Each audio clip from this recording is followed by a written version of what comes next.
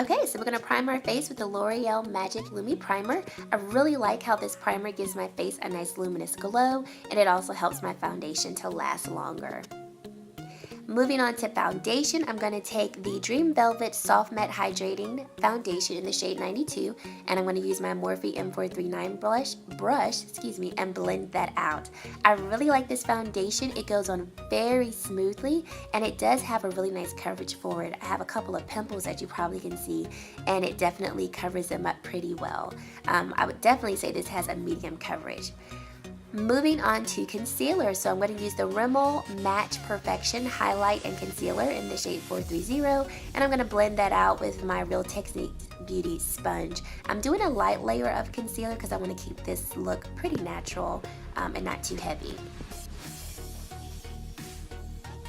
Moving on to bronzer, so I'm going to use the Sonia Kashuk bronzer in the color Rich Bronze, and I'm going to take another Morphe M439 brush, and I'm just going to bronze up my face. Notice that my movements are very circular, and I'm not contouring at all. I'm just bronzing the face up. So next I'm going to take my Kat Von D Shade and Light palette, and I'm going to set my face with that middle color there. Lightly set it. I want to keep that dewy look, so I don't want to add too much powder to it. So I'm going to put that all over my foundation and my bronzer, and then I'm going to take that peachy color and I'm going to set my under eye area. Remember, you always want to set concealer so that you do not have creases. Moving on to my Morphe 35O palette, I'm going to take that orangey color and start putting that into my transition and into the crease of my eye. Then I'm going to go in with that darker color, and I'm going to also put that into the crease of my eye just to add a little bit more depth to my eye.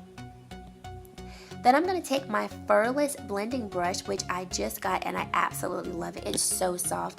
And I'm going to start with that darker color, and I'm going to start at the base of my eyelid and kind of zigzag the color up and then drag it into my crease. I feel like this helps to keep darker colors into the crease. It also gives me a little bit more control as to how I want to apply that darker color. And I feel like it helps the darker color blend out much better than just directly putting the darker color into my crease and going from there. Then I'm going to take a shadow that I got from Furless. It's in the color Shady. It is so pretty. It's a loose pigment shadow. I'm going to take that on a Morphe 204 brush, spray it with some Max Fix Plus to give it a more foiled look, and put that onto my eyelid. Now notice that it looks pink in the container, but when it goes on, it has this beautiful goldish pinky color. I absolutely love this. Like, Furless has a dedicated customer out of me. And I'm just going to use patting motions to put this all over my lid. And you will also notice that I'm not dragging the color all the way to the edge of my eye because I want to keep that brown look present. So I'm going to just put that in the majority of my lid. Then I'm going to go back in with that brown color. I felt like I needed to add a little bit more of that to my crease.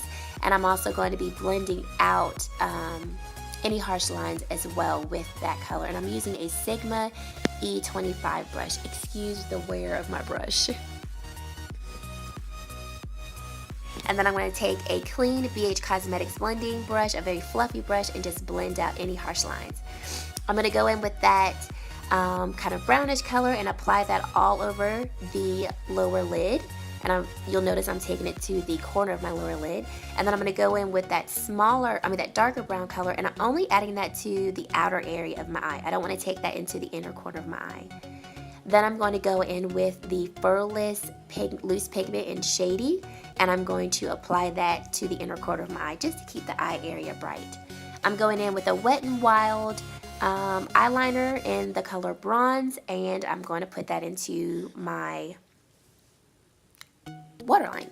So I have found a really cool way of applying mascara to make my eyelashes look more voluminous. So as you'll see what I'm doing, I'm dragging my eyelashes in one direction, then I'm going to drag them in the opposite direction. Then I actually use the wand and put the mascara up traditionally, and you'll notice that my lashes are way more voluminous, way more present, and as long as they can be, and I love doing this technique.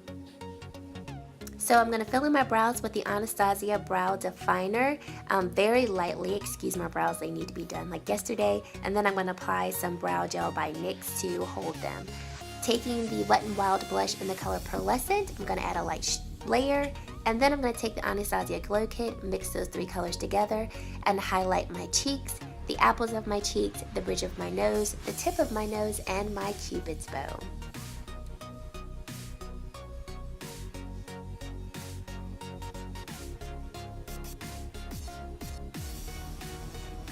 Then I'm going to take the L'Oreal Liquid Lipstick in the shade 205 and add a few layers of this pigment. And then when I'm done adding the pigment, I'll take the other side of the liquid lipstick and add the mattifying balm. Then I'll go over my lips with the highlight from the Anastasia Glow Kit, and this look is done. I really hope you guys enjoyed this look. Thank you so much for watching, and I will see you in my next video.